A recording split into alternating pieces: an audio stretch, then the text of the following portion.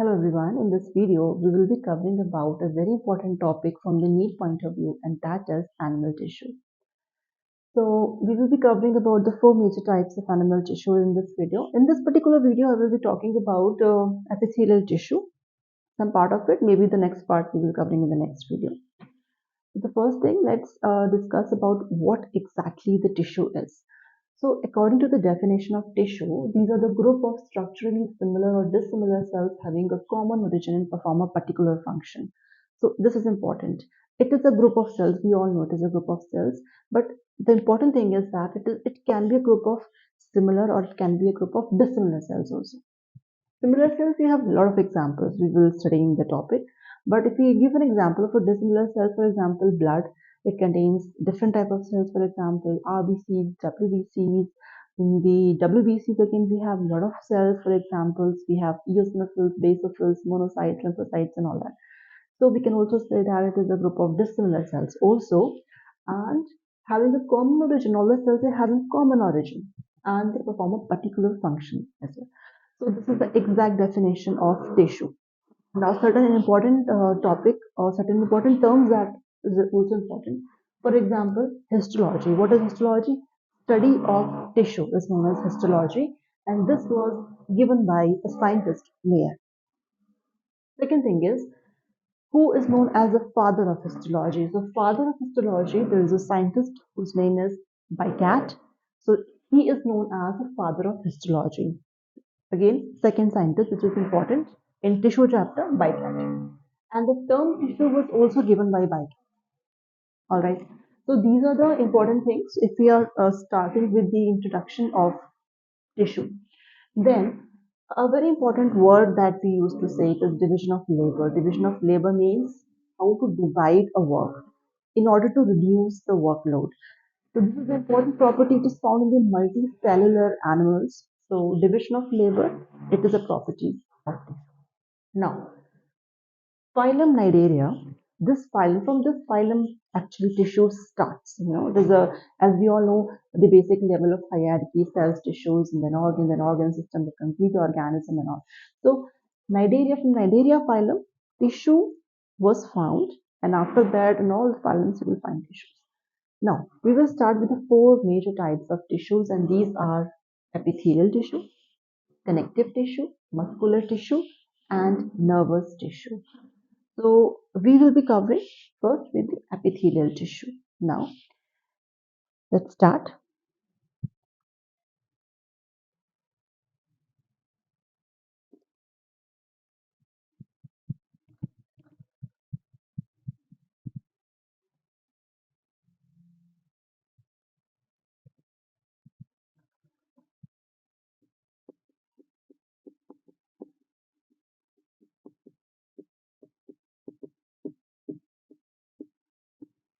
So epithelial tissue, if we talk about the word epithelial, it consists of two words, epi. Epi means upon,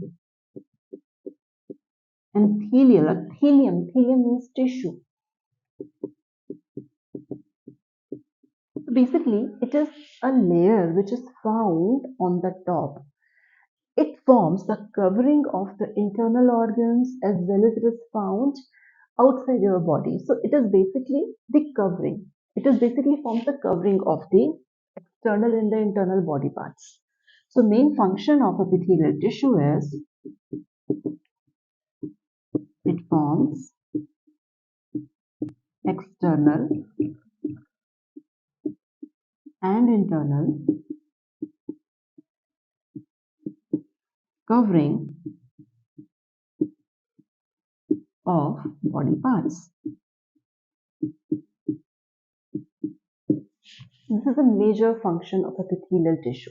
Now, if we talk about some other functions of epithelial tissue,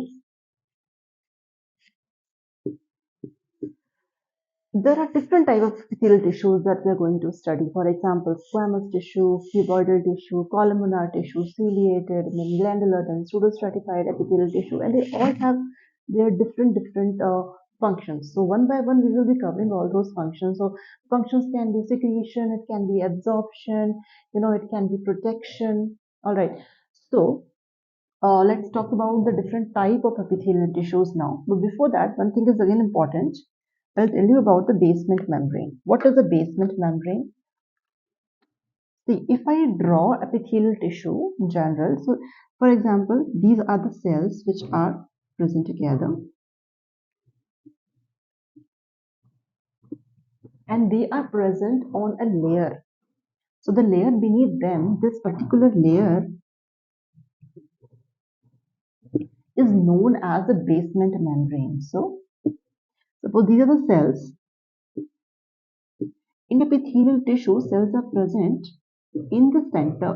Cells are present compactly and the nucleus is present in the center. These are epithelial cells.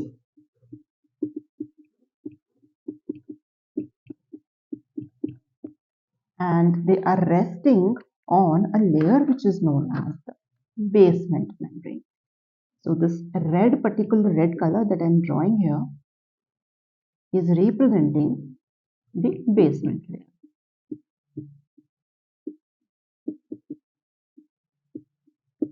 Now, the important thing about the basement membrane is the basement membrane is not made up of cells. First of all, it is not made up of cells. So, the important thing is that it is non-cellular.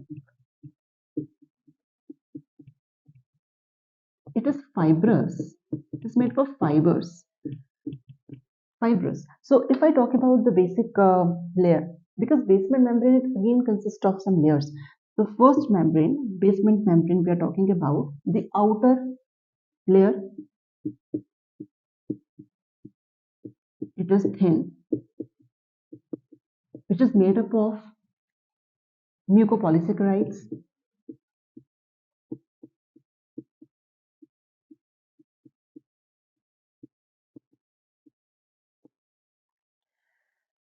And this is known as the basal lamella. This is known as basal lamella.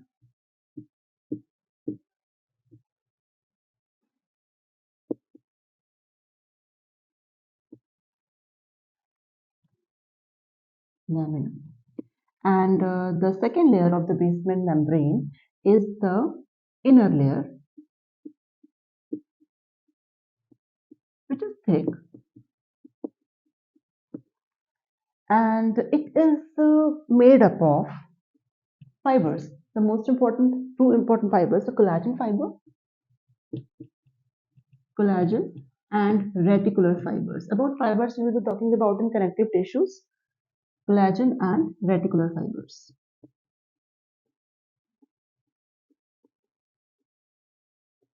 All right. So this is the composition of the basement membrane. Now, basement membrane, I have drawn here.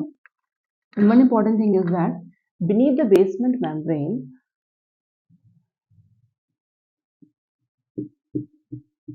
connective tissue is present.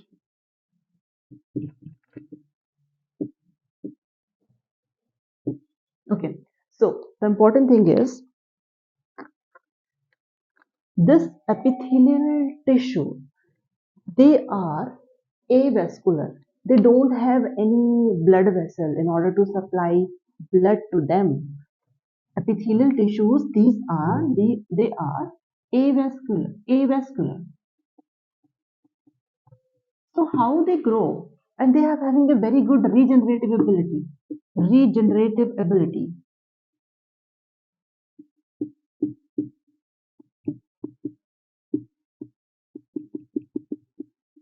So in order to have a good regenerative ability, they should have a good blood supply. So from where they are getting the blood? They are getting the blood from the downward side via the basement membrane. So this particular basement membrane, blood supply actually present beneath the basement membrane. Here the blood capillaries, they all are present and they are supplying the blood to these epithelial tissue via the basement membrane only. So directly, epithelial tissue, they don't have any blood supply directly, but they are getting the blood from the downward side, which is crossing the basement membrane. So this is the most important thing of the epithelial tissues about their introduction. All right. So Main function of the epithelial tissue is that they are forming the covering. The covering word is very important. So I can say that the main role of epithelial tissue is in protection. Protection is a major function of epithelial tissue. All right.